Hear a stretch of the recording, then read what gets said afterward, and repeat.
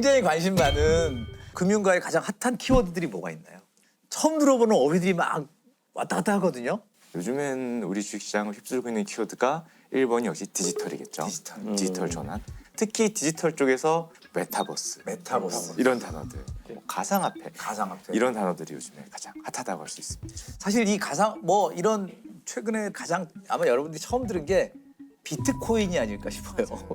이거 뭐예요? 어떻게 된 거예요? 비트코인 관련해서는 이게 범죄 수익으로 이제 많이 이제 활용되잖아요. 범죄 수익을 이제 밖에서 드러나지 않도록 비트코인으로 받는 경우가 많아요. 대표적인 사건이기도 한데 그 음란물 사이트를 미국의 서버에 두고 회원 121만 명을 모아서 엄청나게 그 수익을 얻었던 사건이 있어요. 이 사람들이 이 음란물 사이트를 운영하면서 범죄 수익을 비트코인으로 결제를 하는 방식으로 받았거든요. 근데 경찰이 이 사건을 조사를 하면서 사상 최초로 압수를 해요. 216코인 정도로 압수를 하거든요. 불법 음란물 사이트를 운영하며 거액의 수익을 쌓다 적발돼 재판에 넘겨진 33살 A씨. 검찰은 A씨가 구속일 기준 약 5억 원에 달하는 비트코인을 부당이득으로 취했다고 보고 몰수를 청구했습니다. 이 사건에서는 유죄 판결은 사실 당연히 인정됐던 거고 더 쟁점이 됐던 게 비트코인을 과연 몰수할 수 있는가, 몰수 판결이 가능한가가 쟁점이었는데 1심 판결에서는 비트코인 몰수 못한다. 왜냐? 이것은 물리적인 실체 없이 전자파이라한 거기 때문에 몰수하는 것은 조금 적절하지 않다. 이런 그러니까 판결이 몰수하는 나왔어요. 순간 약간 화폐로 인정하게 되는 네. 것 같이 되는 근데 거죠. 2017년에는 사실 비트코인이 법률적으로는 가상 자산으로 좀 인정되지 않았던 시절이기도 한데 그런 판결이 나서 이제 이 범인은 속으로 너무 좋아했겠죠. 쾌재를 불렀겠죠. 결국에 판결이 대법원까지 가는데 2018년도에 대법원에서는 비트코인 몰수 가능하다라는 판결이 사상 최초로 나오게 되는데요. 대법원이 처음으로 가상화폐의 자산 가치를 인정한 판결을 내놨습니다. 음란물 사이트 개설 혐의로 구속 기소된 안모 씨의 재산을 몰수하면서 재판부는 거래소를 통해 법정 화폐로 환전이 가능하다며 가상화폐를 경제적 가치가 인정되는 재산으로 판단했습니다. 근데 실제로 원래 뭐 다른 물품이었던 것 같으면 공매 절차라든지 환가 절차를 통해서 국고를 이제 귀속시킬 수 있는 그런 상황이었는데 비트코인에 대해서는 구체적으로 이 자산의 이 가치를 어떻게 매길지 어떻게 환가할지 이런 절차가 아무것도 없어서 검찰이 그냥 전자지갑에 그냥 보관만 계속했던 거예요. 2018년이 막 과열될 때잖아요. 그럼요. 예. 우리나라 부자 됐겠는데요? 보관만 하다가 2021년 3월에 금융거래 정보의 보고 및 이용 등에 관한 법률에서 그 가상 자산의 개념이 들어와요. 네. 보면은 경제적 가치를 지닌 것으로 전자적으로 거래 또는 이전될 수 있는 전자적 증표를 가상 자산이라고 한다 이렇게 규정을 해요. 가상 자산이 드디어 이제 법률적인 어떤 그 정의 규정을 가지게 되거든요. 네. 그 공매 절차라든지 이런 걸 통해서 환가를 할 수 있게 되었어요. 그래서 검찰은 이 법률 개정 법률이 시행된 첫날 사설거래소를 통해서 매각합니다. 압수했을 당시에 이 비트코인 2017년도의 가격이 2억 7천만 원이었는데 검찰이 실제 매각할 때는 122억. 검찰 입장에서도 뜻하지 않은 재테크로 국고를 엄청나게 불린 세금 재테크. 그렇죠. 합법적 재테크를 한 거죠. 이게 국고로 귀속이 됐다니까 다행인데 이게 보니까 전 세계적으로 지금 현금이 사라지고 있다? 좀 그런 느낌이 들거든요. 지금 저희가 이제 화폐가 없어지는 세상을 얘기하고 있는데 화폐가 완전히 없어진 세상까지 가기 전에는 일단 중간 단계로 필요한 게 아마 카드 같은 거일 거예요. 그러니까 크레딧 카드가 지금은 당장 그 역할을 하고 있는데 카드를 이용하면은 완벽하게 안전한 것일까? 2007년에 이제 이런 사건이 있었어요. 2007년만 해도 카드, 그러니까 은행 카드 같은 것들을 현금 출납기 같은 기계에 집어넣고 거기 자기의 비밀번호를 치면은 현금이 나오고 현금을 이용해서 이제 뭔가 하고 그렇게 했었잖아요. 만약에 누군가 이 기계 자체를 가짜로 이제 만들어서 카드를 넣었을 때 카드를 바로 다 복제를 해서 그 카드를 이용해서 뭔가를 한다면 어떨까? 그 현금의 줄기가 똑같이 생긴데 가짜다. 그렇죠. 그러니까 똑같이 생긴 거 만들어야 되고 이제 추가적으로 그 안에 그 카드의 정보를 복제해내는 기계를 넣어야 되고 실제 이런 일을 실행에 옮긴 사람들이 있었어요. 그래서 이걸 이제 일당들이 중국에서 제작을 해가지고 길 가다 보면은 은행이 관리하지 않고 밖에 그냥 뭐 매장에서 관리하거나 그렇게 해서 편의점 포로만 같은데. 그렇죠. 이제 네. 그런 것들에 주로 이제 갖다 놓고서 카드를 집어넣었을 때 그러니까 당장 돈을 주면 안 되잖아요. 이 기계는 뭐 오류입니다. 뭐 이러면서. 그렇죠. 돈을 주면 안 되니까 뭐 잔액이 없습니다. 이제 이런 신호가 나오는 거죠. 그럼 사람이 잔액이 없나? 그리고 다른 데로 이동하는 동안 거기서 이제 얻어낸 정보를 가지고 이제 카드를 만들어서 그 카드로 돈을 딴 데서 빼는 거죠. 가짜 현금 인출기로 알아낸 카드 정보로 몰래 예금을 빼내간 절도단이 잡혔습니다. 경찰에 압수된 가짜 현금 인출기입니다. 금 모양은 진짜와 차이가 없지만 한도 초과 등의 문구만 뜨도록 만들었습니다. 범인들은 그 사이 고객의 카드 정보는 인출기에 장착된 카드 판독기로 비밀번호는 몰래 카메라를 통해 빼냈습니다. 그래서 정말 이 사건에서 가장 충격적인 부분은 이렇게 해서 벌어들인 돈이 7천만 원 정도 돼요. 그런데 이 기계를 만드는 데 드는 돈이 2억 원, 2억 원이었다.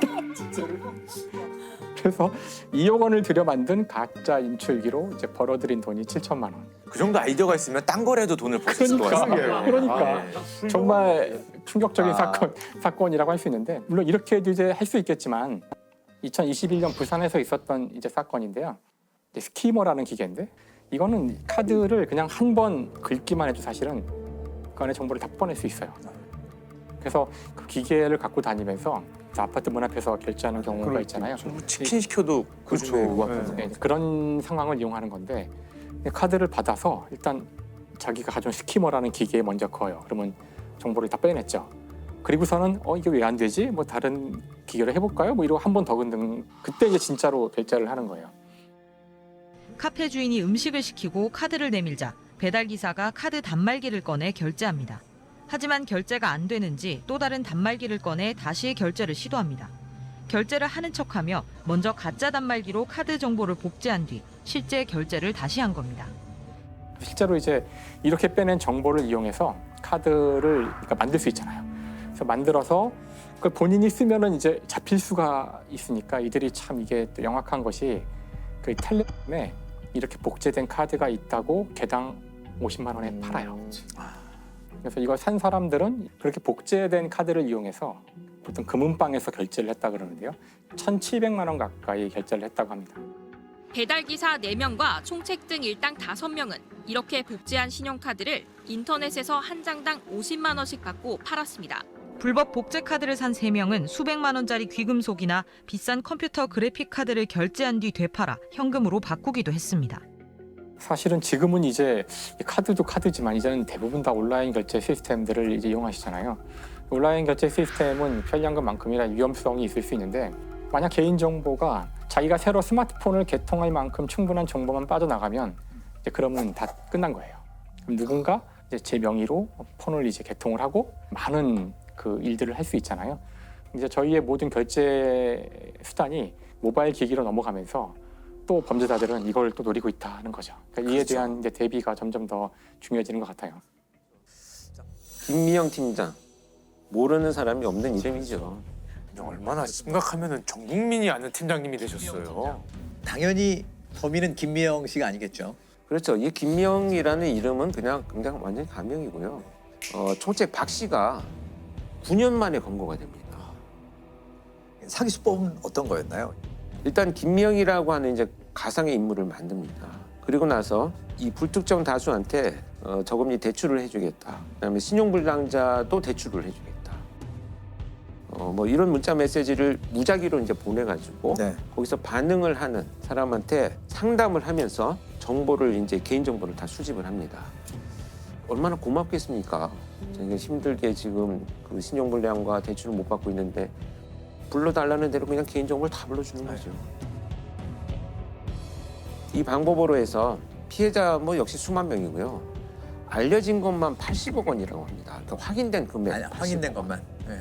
근데 이제 총 금액을 추정을 해보니까 경찰이 한 400억 원 정도 된다고 하는데 아마 훨씬 더 많겠죠. 필리핀, 중국, 베트남의 콜센터를 이제 확대해서 나가면서요. 직원이 한 100명이 넘었다고 합니다. 기업이죠, 그냥.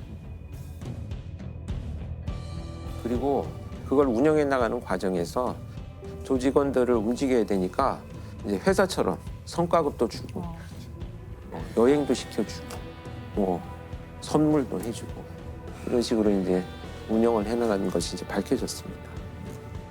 겉은 가구 공장이지만 들어가면 조직원들이 모인 콜센터입니다. 총책 밑에 사장단, 아래 팀장들과 팀원을 뒀습니다. 워크숍을 하며 단합을 강조하고 실적에 따라 돈을 줘 경쟁도 붙였습니다. 서민들로부터 가로챈 돈은 유흥을 즐기거나 리무진을 타는 등 호화 생활에 쓰였습니다. 이거 범인 어떻게 검거된 겁니까? 오랫동안 체포하기 위해서 많은 노력을 했는데 9년 만에 검거가 됩니다. 수사관들이 추적을 해보니까 총책 박 씨가 필리핀 마닐라에 있다는 정보를 수집을 합니다. 특히 필리핀 같은 경우에 경찰을 설득해가지고 2010년도부터 코리안 데스크라는 것을 만듭니다.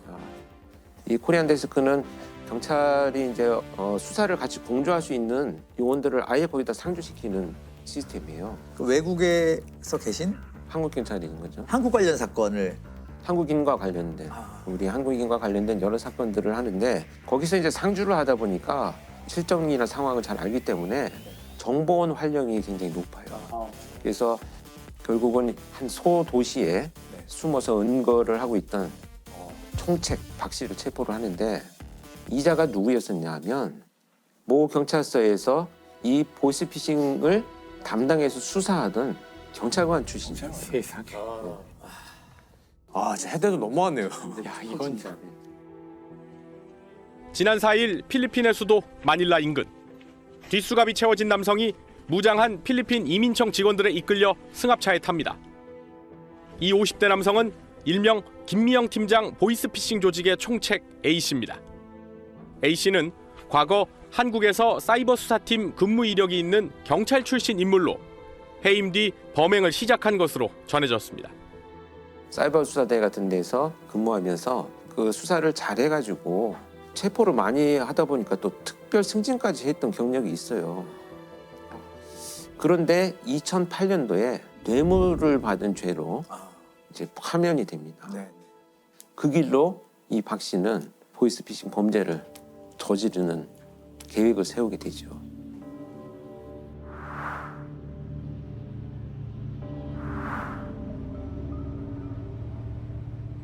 피해자들 마음고생들이 굉장히 심했을 것 같아요. 그래서 저는 강력 사건을 수사를 하면서 이제 사이코패스들을 많이 보아왔잖아요. 우리가 알기로는 사이코패스들은 뭐 사람들을 막 무자비하게 잔인하게 폭행하고 살인 저지른다라고만 생각하잖아요. 경제범죄나 지능범죄에서 나타나는 사이코패스가 훨씬 더 많습니다. 그래서 제가 현직에 있을 때도 분석을 해달라는 요청을 받아서 가보면 이 보이스피싱 범죄를 저지르는 이런 총책들 사이코패스 점수나 성향이 엄청 높아요. 그러니까 무슨 얘기냐면 내가 보이스피싱 범죄를 저질러서 이 피해자가 재산을 다 편취당하잖아요. 그리고 나서 일가족이 다 극단적인 선택을 해서 죽고 나면 그건 내가 죽으라 그랬니? 그 욕심부리다가 돈 다 잃어버린 자기들 잘못이지 라는 것으로 자기 죄책감을 희석시켜 버리거든요. 근데 그 희석시킨 범죄 의도는 고스란히 피해자의 심리로 남습니다. 내 탓이야. 내가 바보 같았어. 결국은 극단적인 선택을 하는 경우가 많고요. 특히 나이가 많이 드신 어르신들은 재산을 편취당하고 나면 그 자식들한테 볼 면목이 없다 보니까 거의 뭐 회복이 안 되죠. 안타까운 사건 사례가 하나 있는데 아버지가 자녀들한테 아마 보내라, 용돈 보내라 해서 돈을 많이 모아놨대요. 근데 이분이 쓰신 건 아니고 자녀들 명의 통장을 또 만들어서 갖고 계셨나 봐요. 이거를 갑자기 이 보이스피싱을 당하면서 다 날리고 나서 돌아가시고 나니까 자녀들이 이제 오해를 한 거죠.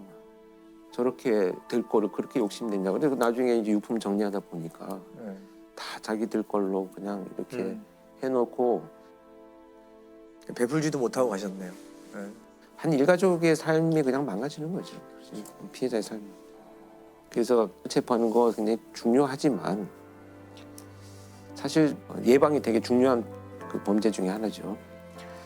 이런 상황에 처한 피해자를 야 이거 그것도 좀 바보같이 당하냐 이런 말을 하지 않는 게 굉장히 중요하다는 우리의 얘기가 그분들은 또 한 번 큰 상처를 줄 수 있고 그렇기 때문에 그건 조심해야 될 것 같아요. 누구나 할 수 있는 거죠, 사실. 이거 아차하면 누르는 거죠, 이게. 그러니까 늘 우리가 알쓸범잡에서 얘기했듯이 비난받고 처벌받아야 될 것은 가해자지. 그렇죠.